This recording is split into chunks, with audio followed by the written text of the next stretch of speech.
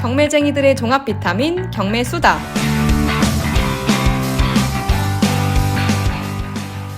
네, 안녕하세요. 대한공경매사협회 곽승지입니다.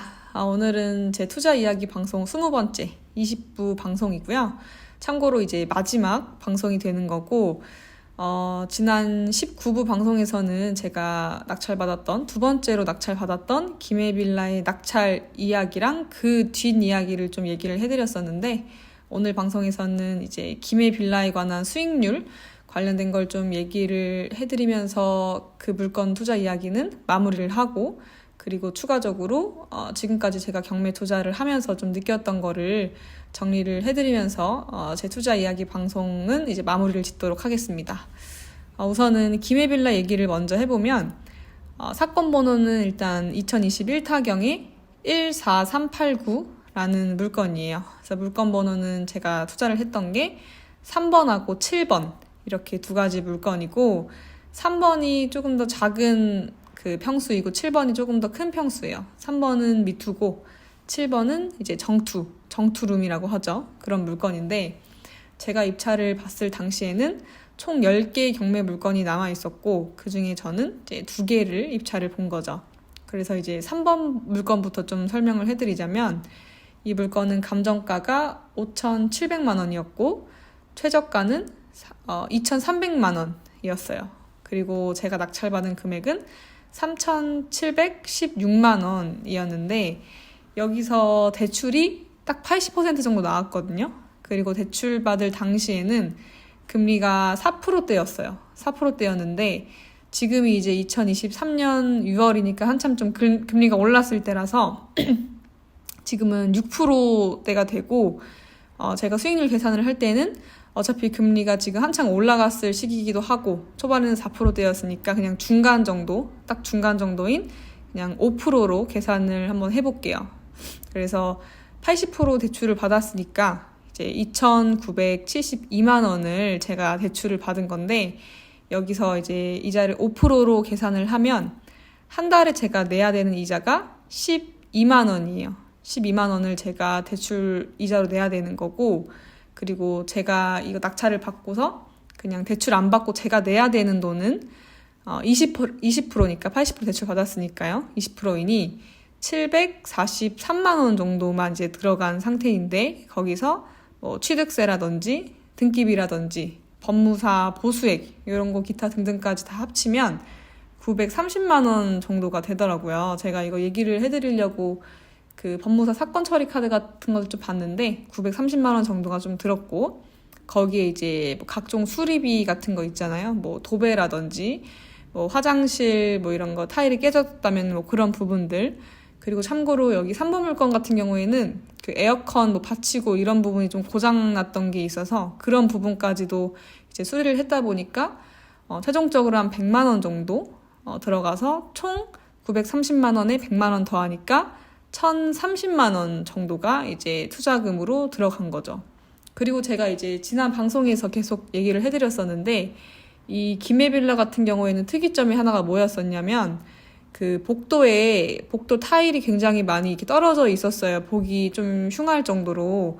그래서 저희가 그 입찰을 보기 전에도 이거는 낙찰을 받으면 집주인들끼리 돈을 모아서 빨리 좀 공사를 해야겠다, 수리를 해서 좀 이쁘게 만들어야겠다, 이렇게 생각하던 부분이 있었는데, 그게 이제 세대당 계산을 할 때 낙찰을 받고 이제 공사를 했을 거 아니에요?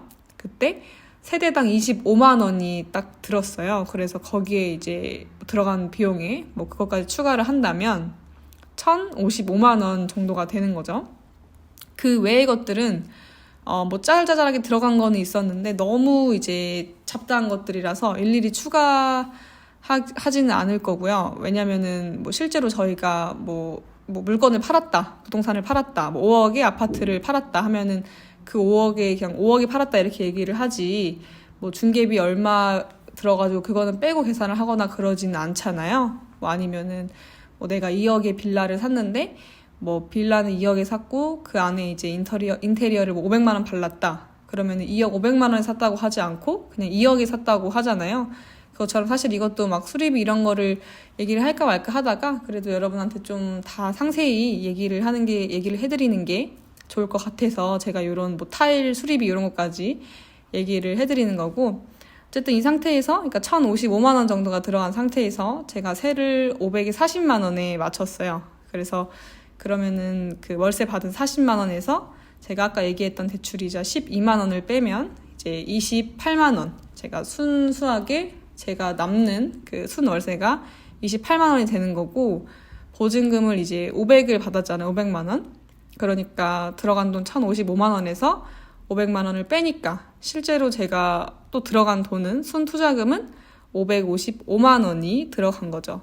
그럼 최종 수익률은 계산을 해보니까 한 60% 정도가 되더라고요. 네, 그래서 뭐 수익률 같은 거 계산을 할 때도 아까 제가 얘기했던 것처럼 수리비 이런 거를 좀 뺐으면은 훨씬 더 올라갈 텐데 한 8, 90%는 될 거예요. 네, 올라갔을 텐데 좀 상세히 알려주고 싶어서 이렇게 말씀을 드리는 거고, 그 수익률 60%도 이제 말이 60% 이제 엄청 대단한 거잖아요. 뭐 은행에 넣어두면은 뭐 이자 5% 이렇게 준다고 하던데, 그러면 60%라 치면은 한 12배 정도 되는 거니까, 뭐 시간으로 비유하자면 시간을 12배만큼 번 거고, 뭐 돈으로 비유하자면 12배만큼 또 번 거죠. 그래서 이것도 진짜 대단한 수익률을 가진 그런 물건이고요. 그리고 두 번째, 이제 7번 물건, 정투룸, 이 물건을 좀 얘기를 해드리면, 이 물건 같은 경우에는 감정가가 9천만 원이었어요. 아무래도 평수가 좀 더 크니까 좀 더 비싸죠. 그리고 최저가는 4,600만 원이었어요. 그리고 낙찰은 제가 5,898만 원에 낙찰을 받았습니다. 대출은 동일하게 이제 80% 정도가 나왔고요. 월 이자는 이제 5% 계산을 했을 때 19만 6천 원이라고 계산을 했는데, 그냥 계산하기 쉽게 20만 원으로 계산을 하기로 하고, 그리고 내 돈은 80% 대출 나왔으니까 20%만 들어가잖아요. 그러면은 1,180만 원 정도 이제 제 돈이 들어가는 건데, 이제 아까 그 물건과 마찬가지로 취득세라든지 등기비, 법무사 수수료 이런 거를 포함을 하면 1,440만 원 정도가 들어가더라고요. 그리고 이제 여기 호수에도 뭐 도배 이런 거는 해야 되니까 비용이 좀 들어갔고, 아까 그 물건 같은 경우는 에어컨 관련해가지고 좀 문제가 있어서 그걸 좀 수리를 했는데, 이 7번 물건 같은 경우에는 에어컨은 멀쩡했고 가스레인지 부품 같은 게 좀 없어진 것들이 있었어요. 그래서 제가 그걸 좀 바꿔주고 교체해주고 하냐고 그 부분 때문에 조금 돈이 들어갔었어요, 물건은. 그리고 또 아까 물건이랑 마찬가지로 그 복도 타일 수리비 있죠? 제가 세대당 25만 원이 들었다고 했으니까, 이것도 이제 한 세대니까 25만 원을 추가하면 어쨌든 이 7번 물건에 제가 투자할 때 들어간 총 비용은 1,565만 원 정도예요. 그리고 여기 세는 제가 1,000에 60만 원인데 지금 23년 6월 기준으로는 잠깐 단기로 들여왔었어요. 그 세입자 사정에 맞춰서 제가 좀 드리냐고.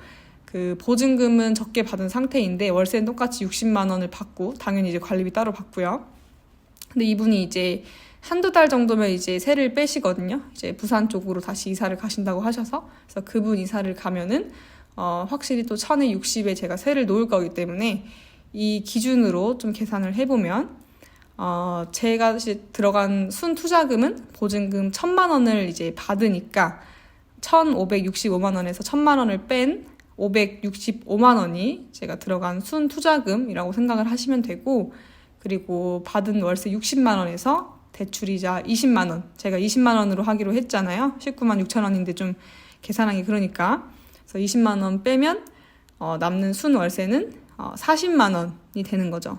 그러면 수익률을 계산을 하면 무려 85% 정도가 되더라고요. 그래서 이 물건도 마찬가지로 아까 3번 물건이랑 마찬가지로 수리비 이런 거를 빼면은 한 이거는 100%는 나올 것 같은데 85% 자체도 이제 어마무시한 수익률이니까 이 정도 수익률이 경매 투자 말고는 뭐 어느 곳에서 가능하겠어요. 그래서 엄청난 수익률이라고 생각을 하시면 되고, 솔직한 마음으로는 그냥 수익률 같은 거를 막 계산을 하고 내가 얼마를 뭐 대출을 받고 얼마를 뭐 월세를 받고 뭐 이런 거를 하나도 따지지 않더라도 제가 그냥 제가 투자해온 걸 쭉 돌이켜보고, 그리고 제 주변을 살펴보고 그냥 이렇게 주위를 둘러봤을 때 그냥 제가 한 부동산 세 채의 주인이라는 거, 그러니까 건물주인 거죠. 내가 건물주가 되고 그리고 그 건물에서 나오는 월세를 받고 있고, 그리고 그 월세를 또 저는 엄마한테 용돈을 드리고 있으니까 이 사실 자체가 좀 놀라울 때가 있어요. 왜냐하면 제 나이에서 어쨌든 부동산 세 채를 가지고 있고 또 월세를 받는 것 자체가 흔치는 않은 일이니까 많이 놀랍다고 생각을 할 때가 있고, 제가 경매를 선택하지 않았으면 어떨까라고 한번 생각을 해본 적이 있는데 그때 좀 많이 아찔하더라고요. 그래서 지금처럼 이렇게 경매를 알고, 그러니까 부동산 투자를 알게 된 이 시점에서 만약에 예전처럼 아무것도 몰랐던 때로 돌아가라, 그러면은 그거는 진짜로 힘들 것 같고, 이렇게 좋은 거를 알았는데 그거를 몰랐던 때로 돌아가면은 얼마나 답답하겠어요. 그래서 그거는 진짜로 힘들 것 같고, 제가 어쨌든 그만큼 좀 어린 나이에 경매를 시작한 거는 맞으니까 좀 이렇게 이른 나이에 시작하게 된 거는 그래도 제 복이라고 생각을 하고, 또 운이 좋다라고 생각을 하고, 감사하게 생각을 하고 있고, 특히 이제 이쪽 길로 경매를 안내해준 저희 아빠한테도 감사하게 생각을 하고 있고, 그리고 또 이렇게 투자를 해보고 돈을 벌고 경매를 알게 된 입장에서 봤을 때 유튜브라던가 이런 플랫폼 워낙 요즘 많으니까 이런 매체에서 다른 경매 학원들을 보면 정말로 말도 안 되게 가르치고 그냥 소위 말하는 사기를 치는 사기성이 강한 분들이 너무 많이 보이세요. 그런 곳에서 내가 경매를 배웠으면 나 진짜 큰일 날 뻔했다, 진짜 어떡할 뻔했냐, 이런 생각도 솔직히는 들고, 그런 곳이 아닌 저희 협회에서, 대한공경매사 협회에 있는 스파레주에서 경매를 배운 것 또한 난 진짜로 복받은 거다, 감사한 거다라고 생각을 하고 있어요. 그래서 그런 다른 곳에서 배웠으면 내가 정말 많은 시간 낭비를 젊은 시절부터 또 했을 수도 있고, 돈 낭비를 했을 수도 있고, 또 투자를 물건을 했으면 얼마나 좋은 물건을 고를 수 있었으며, 정말 말 그대로 굽이굽이 돌아서 갔을 것 같아서, 지금 저는 이제 협회를 일찍 왔으니까 다른 데 안 들리고 저는 바로 저희 협회에 등록한 케이스거든요. 그래서 저는 개인적으로는 그냥 고속도로 타고 왔다 이렇게 생각하는데, 그게 아니고 저희 실제로 그 교육생분들 보면 다른 유튜브들 보시다가 이건 좀 아닌 것 같아서 진짜로 좀 제대로 된 곳에서 배우고 싶어서 저희 협회로 이렇게 돌아오시는 경우도 있어요. 그래서 나도 그럴 수도 있었을 텐데 그래도 그러지는 않아서 참 다행이다, 운이 좋다, 이렇게 생각도 하고 있어요. 그리고 원래는 제가 경매를 몰랐을 때, 그러니까 대학생 때죠. 대학생 때는 사회로 나가는 거를 생각을 하면 어쨌든 학생 신분에서 사회인의 신분이 되어야 되니까 독립도 해야 되고, 사회인이 된다면 돈도 내가 벌어야 되고, 그런 시기가 다 누구나 오잖아요. 그런 거를 한번 상상을 해봤을 때 대학생 시절에 기대가 되거나 설레임이 느껴지거나 해야 되는데, 그런 것보다는 저는 좀 걱정이라던가 두려움이 좀 많았던 것 같아요. 환경적인 요인이 있었던 것 같고, 그러니까 그 환경적인 요인이라는 게 저희 부모님이라던가 가정 환경이 아니고, 저희 지금 20대 중반 후반 이 세대는 자라오면서 어른들한테 그렇게 막 좋은 소리를 들은 세대가 아니에요. 네. 태어난 그 시기가 IMF 그쯤 시기기도 했고, 항상 그런 거 있잖아요. 옛날에 장래희망 같은 거를 적을 때 이제 예전 분들 같은 경우에는 꿈 이런 거에 대통령, 국회의원 이런 거 많이 적었다고 하는데, 저희는 초등학교 때부터 공무원 쓰던 시기예요. 그래서 무조건 안정적인 직장, 안정적인 월급이 나오는 곳, 잘리지 않는 곳, 이런 곳을 추구하던 그런 사회에 있어서 저희가 좀 자랐기 때문에, 그런 환경이 좀 있었기 때문에 두려움이 있었던 것 같기도 해요. 네. 근데 그런 두려움이나 걱정이 이제 스파레주에서 경매를 배우면서 좀 설렌다, 사회로 나가는 게 좀 기대가 된다, 이렇게 바뀌었던 순간순간들이 돌이켜보면 좀 있는 것 같아요. 그리고 그 순간순간에는 일단은 물론 당연히 제가 직접 투자를 했던, 직접 돈을 벌어봤던 순간도 있고, 첫 번째로 투자했던 오산에 있는 헬리오스 아파트라는 물건이 있는데, 이제 모르시는 분들은 이제 앞에 중반쯤 보시면은 방송이 이제 나와 있을 거예요. 그 방송에서 좀 자세히 설명을 해드렸으니까 이제 길게는 말씀을 안 드릴 건데, 그 물건 투자를 하면서 순식간에 내가 현금 4천만 원을 벌게 됐고, 하루아침에 정말 그 전날까지도 제가 그렇게 돈을 벌 수 있다라고는 상상도 못 했는데, 경매라는 것을 통해서 내가 순식간에 이렇게 돈을 벌었을 때, 그때 그런 순간이라든지, 아니면은 제가 오늘 방송에서 얘기했던 그 기매빌라 낙찰을 받고 월세라는 것을 처음으로 받아보고, 또 내가 엄마한테, 부모님한테 용돈이라는 거를 드려보고, 이런 순간들도 당연히 있지만, 그 다른 순간은 어떤 게 있었냐면, 저는 이제 협회에 있으니까 협회에서 일을 하다 보면 다양한 분들을 많이 만나게 돼요. 제 나이 또래에 비해서 이제 제가 20대인데 이제 40대나 50대 분들하고 이렇게 뭐 길게 대화를 할 일은 사실 거의 별로 없잖아요. 일반적인 직장 생활을 하시는 그런 제 또래 분들 중에서는. 근데 저는 저희 협회에 있다 보니까 40대, 50대, 정말 30대도 있고 다양한 연령대 분들을 만나고 또 대화를 하고 옆에서 계속 지켜보게 되는데 교육생 분들이죠.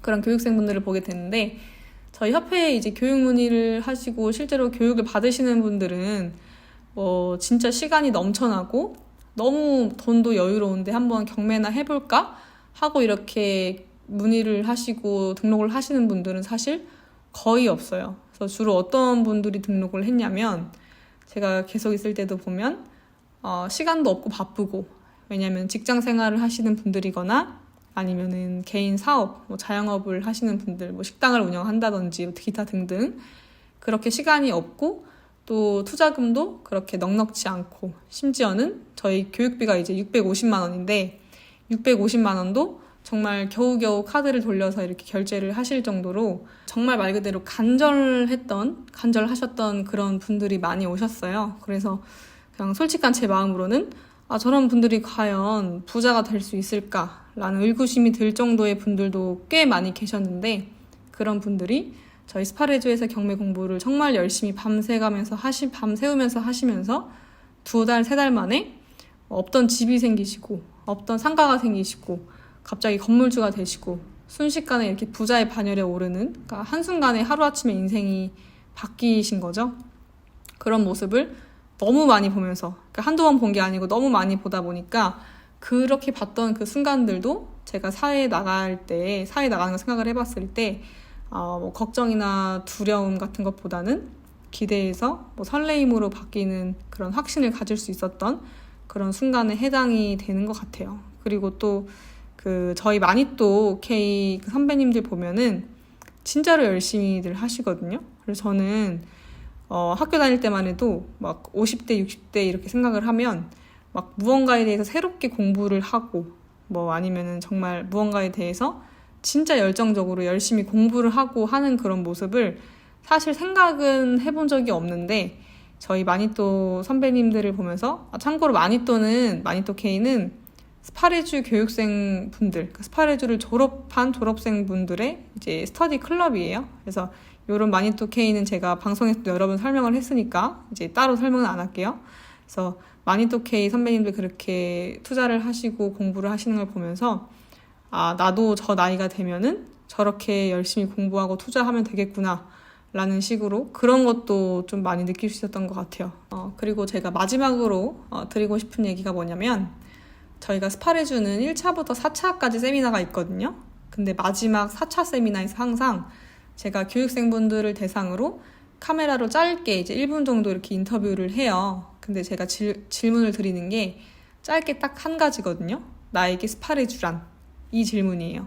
그러면 교육생분들이 그동안 스파레주를 2달, 3달 동안 배우면서 느꼈던 거, 어떤 걸 배웠는지, 기타 등등을 좀 느낀 점들을 각자 자유롭게 얘기를 하는 그런 인터뷰인데, 그 문화가 제가 공부를 했던 36기 때는 없었어요. 저는 스파레주 36기 출신인데, 그래서 항상 카메라로 이렇게 인터뷰를 할 때마다 저도 한번 속으로 생각을 해보게 되더라고요. 나에게 있어서 그러면 스파레주란 뭐지? 나에게 있어서 경매란 뭐지? 이렇게 한번 떠올려 본 적이 있는데, 저는 어떤 생각을 했었냐면, 스파레주 이퀄 저한테는 경매인 거죠. 그러니까 처음으로 경매를 배운 곳이고 또 유일하게 배운 곳이다 보니까 스파레주 이퀄 경매라는 개념인데, 저한테 경매란 뭘까라고 한번 생각을 해봤을 때 저한테 있어서 경매란 보험이라고 생각이 들었었어요, 그때. 그러니까 왜 그렇게 생각을 했냐면, 그러니까 보험이라는 건 이제 운전자 보험 같은 그런 보험을 얘기를 하는 거예요. 그러니까 보험이라는 거는 말 그대로 그런 거잖아요. 뭐 운전자 보험이라 치면은 내가 정말 사고를 당했을 때, 그럴 때 바로 필요한 게 이제 운전자 보험인 거고, 나를 지켜주는 거잖아요. 그래서 뭐 실비보험 같은 경우에는 내가 아플 때, 내가 다쳤을 때, 그럴 때 이제 필요한 거잖아요. 그런 것처럼 제가 아직은 어린 나이고, 뭐 아직은 20대지만, 저도 언젠간 30대, 40대, 50대, 60대 이렇게 나이가 들어갈 텐데, 그러면 제가 앞으로 뭐 살아갈 날이 훨씬 더 많은 입장에서 앞으로 살아갈 때 한 번도 인생에 위기가 없을 거라고 생각을 하지는 않아요.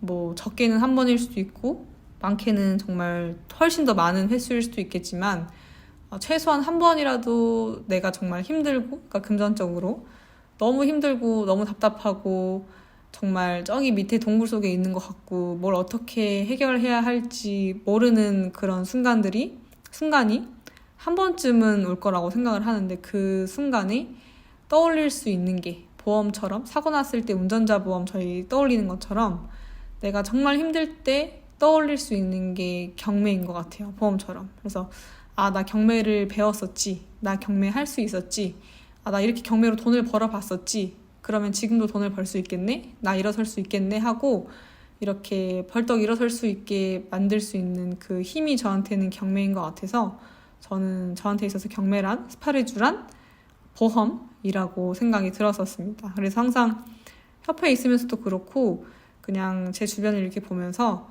제가 제 나이에 비해서 가진 것들이 많다고 생각하고 감사하게 생각을 하고 있고, 그리고 또 한편으로는 이제 시작이라고 생각을 하기 때문에 항상 경매를 선택하기 참 잘했다, 참 좋은 곳에서 배워서, 제대로 된 곳에서 배워서 참 다행이다 라는 생각을 하고 있는 하루하루입니다. 네. 그렇게 해서 제 20부 방송은 여기서 마치도록 하겠고요. 제 방송 들으시면서 궁금하셨던 거 있으셨던 분들은 이제 댓글로 편하게 남겨주시고, 그리고 제 개인 이메일도 하나 작성을 해놓을 테니까 뭐 이메일 원하시는 분들은 이제 그 이메일로 보내주시면 되겠습니다. 지금까지 긴 방송 들어주셔서 감사하고, 저는 다음번에 또 다른 방송에서 유익한 정보로 방송하도록 하겠습니다. 네, 감사합니다. 구독과 좋아요는 필수인 거 아시죠? 소중한 분들과 함께 해주세요.